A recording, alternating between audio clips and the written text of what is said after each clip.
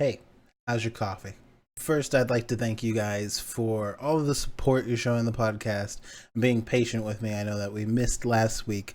I'm still trying to figure out our groove and what order some of my stories should go in and so on and so forth. So thanks for being patient and thanks for the support for the last two episodes.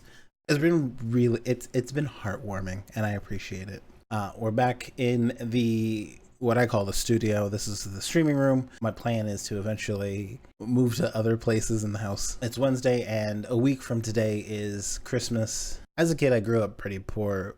There were times when we didn't have a car, so my mom would have to get myself and my little brother ready, pull out the stroller for him, and start trekking to the grocery store.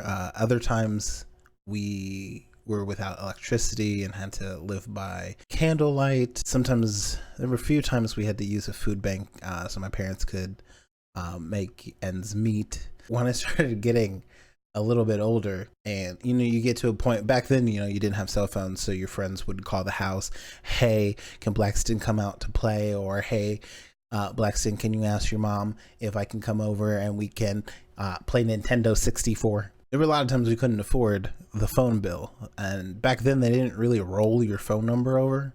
So I remember within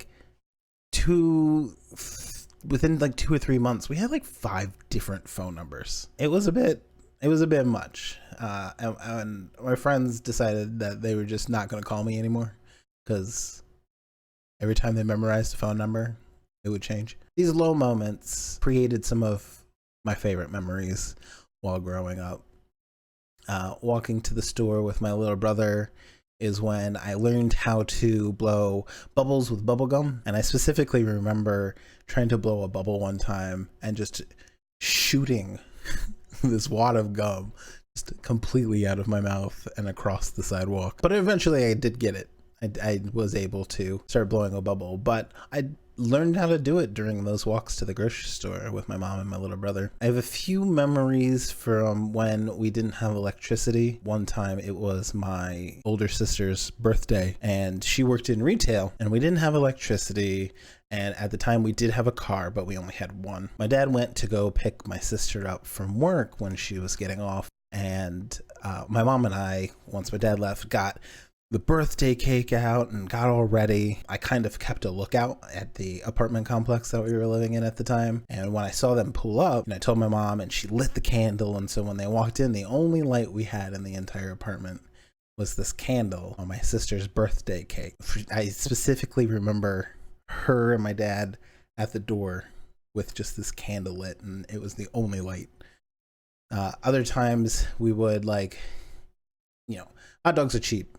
So it was one of the staples of my diet as a kid because everyone or almost everyone can afford them. They're pretty cheap. So we would grab like hot dogs, hot dog buns and stuff and go down to the grill in the apartment complex. And my dad would sit there and grill up the hot dogs and we'd all sit around him and just talk and whatever. And it was a good family bonding time. But I mentioned Christmas, and that's because probably my favorite moment was from the holiday season. We couldn't afford a Christmas tree, and we were a family that was big on real Christmas trees. I really don't remember too many people having fake Christmas trees when I was a kid. So the thing to do is you got a real Christmas tree every year, and we just couldn't afford one year. And my mom went into the decorations and started pulling out things so we could at least decorate the house even though we weren't going to have a tree. And she ended up making a Christmas tree on the wall with tacks out of Christmas lights. She made a Christmas tree, and while she was doing that I ended up pulling out like the lightweight ornaments and putting them on the lights. We had this Christmas tree that year on the wall with some of the decorations.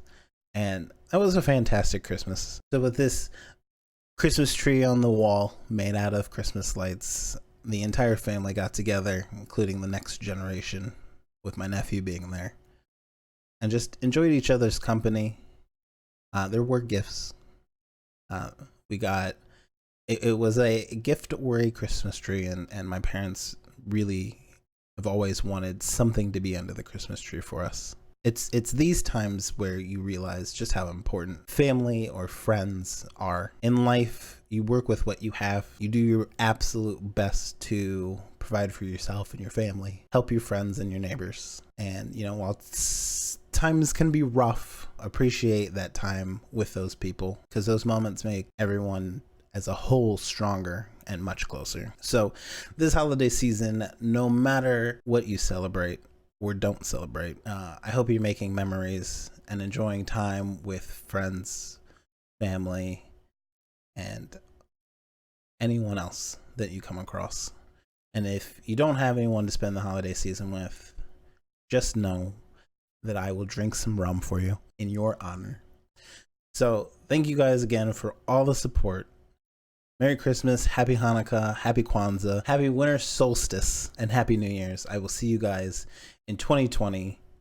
Be safe, have fun, and make memories. Bye, guys.